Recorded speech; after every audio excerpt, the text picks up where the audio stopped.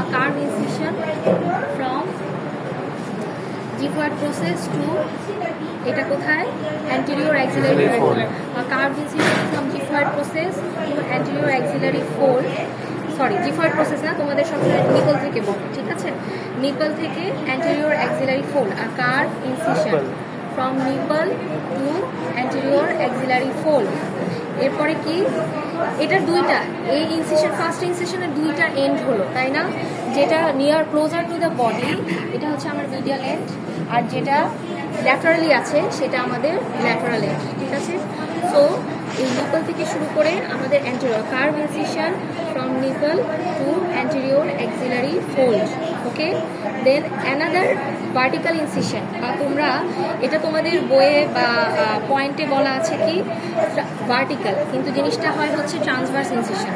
You can say transverse, you can say vertical. Why we are calling it vertical? Because if you see in this level axilla, this will be the vertical incision, okay?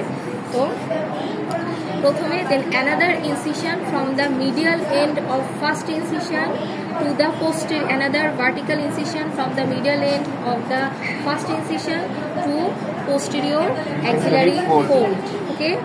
Then another vertical or transverse incision from the lateral end of the first incision to 2.5 cm laterally to the arm, okay? তিনটা point হলো আমাদের. Then flap the skin laterally.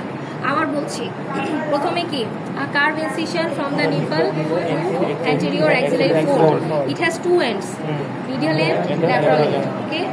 Another vertical incision or transverse incision, anything you can say, from the medial end of the first incision to posterior axillary fold, and then another vertical or transverse incision from the lateral end of the first incision to 2.5 cm lateral to the arm, okay? And flat the skin lateral.